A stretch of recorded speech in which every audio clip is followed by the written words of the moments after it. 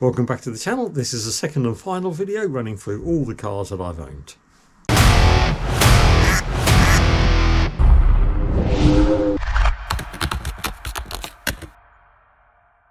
This was the first car I bought after the millennium. Actually got this in 2002. It's a Hyundai Elantra, and there's not an awful lot to say about it apart from the fact it was a really good, reliable workhorse. There's no denying the Hyundai was a bit on the boring side. I wanted something a bit more exciting at the time as well, and I bought myself a rust-free Fiat. This little X19 was absolutely brilliant. When they call them go-karts, that is an understatement. Fantastic engine and a real hoot to drive. Really love this thing. What do you get if you wash out one of those aluminium Chinese takeaway tubs and stick a wheel in each corner? Yeah, you get a Daewoo. It's really awful. I finally escaped from the insane asylum that I'd been committed to for buying the Daewoo and went out and bought something equally ridiculous, a Renault Alpine GTA V6. This was the non-turbo 2.9 litre, and it was Renault or Alpine's attempt at competing with the Porsche 911 apparently. It was actually a really good car when it ran. To say I had problems with it was an understatement. In its defence, I did go out and, because I was very short on money, I did go out and buy the cheapest one I could possibly find. So in all honesty, I probably got exactly what I paid for. This was actually the second GTA I looked at. The first one was one that I found on eBay. I went and have a look at it, decided that I didn't really like it that much, so didn't actually test drive it. Went home, thought about it for a couple of days, and then bid on it, won the auction, and then found out that it was actually a Cat D. So had a little bit of a panic over that and cancelled the purchase. In retrospect, I would have been better off with that car, I think. I actually found out later the reason why it was a Cat D was just the rear screen had been shattered, and being the massive glass that they're incredibly expensive. The rest of the car, I suspect, was actually really good, and like I say, was probably the better option. No particular affiliation or loyalty to Renault, but the next car we bought was another one. This was a Megane. For ages this was a good car and we did a lot of miles in this. Suddenly it pretty much self-destructed with lots of expensive to repair faults, so that one had to go as well. I bought this for commuting 50 miles a day and sitting in traffic jams. The only time I've ever bought a brand spanking new car is Peugeot 107. It was absolutely fantastic and actually did a lot of miles in it, including over 1,000 miles in a week touring around England and Wales.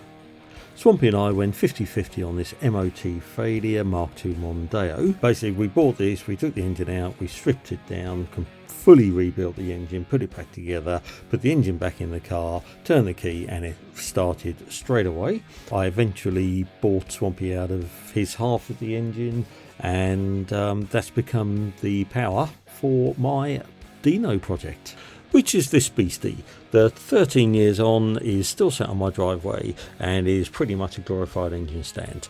I enlisted Swampy's help to collect the Dino. We had a couple of farcical moments, one being that when we were dropping off the Mondeo at the recyclers before driving down to Portsmouth, we managed to lose the winch handle from the trailer. We went back, picked it up, it had been run over and was somewhat knackered. The other was that on the way down to Portsmouth we stopped off at a service station.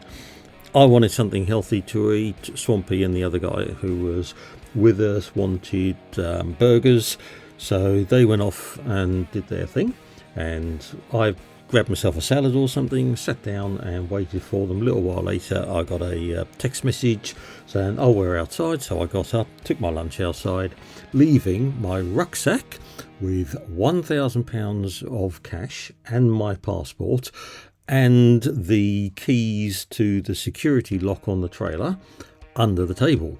15-20 minutes later, had one of those panic oh my god moments, and went back. Thankfully somebody had picked it up and handed it in. I was so lucky.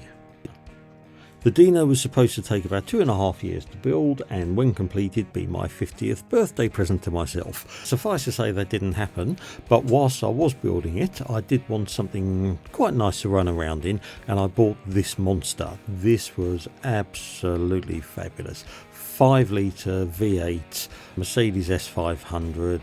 It was absolutely stonking. This was bought to replace the Megane when they're self-destructed.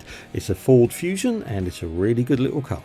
All of a sudden I found myself a little bit skint again, and the S500 had to go, so I bought myself this cheap little runabout. I think it cost me about 350 quid as a Rover 45, and it was a 1.4 litre K-series engine, and it was brilliant until the head gasket went.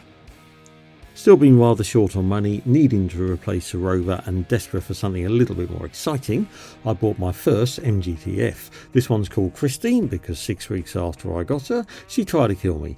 Christine was pretty much ready for the scrapyard when I got her. She's had an awful lot of money spent on her, including a complete engine rebuild after I blew it up at the track. Cosmetically, not fantastic, but all in all a really good car and one of my all-time favourites. Financially, things picked up ever so slightly, so I was able to buy myself something a little bit more practical. Mark 1 Toyota RAV4, 1999, absolutely fantastic, solid as anything, great fun. A little while later I was able to pick up another 4x4, this time a real beast, a 4.5 litre non-turbo Mark 1 Porsche Cayenne. Swampy Big Si and myself bought this MGTF. I'd actually won it on eBay. It was £122 and it was bought as a parts car for our other projects. One thing led to another, and this actually ended up being Swampy's track day car for quite a while until he blew it up. Having discovered the world of MGTFs and finding that I really like these little cars, I bought myself a TF160. This was a non-runner, and this is what became Project Bangy McBangface. Check it out on our channel. There's a long story to this car. Suffice to say though, it is running beautifully now and it is a really lovely little car. Thank you very much for watching. I hope you found it interesting. Cars like the RAV, the MG and the Cayenne are featured quite heavily on our channel, and hopefully you've enjoyed this. You'll like and subscribe, and we'll see you in the future. Thank you. Bye.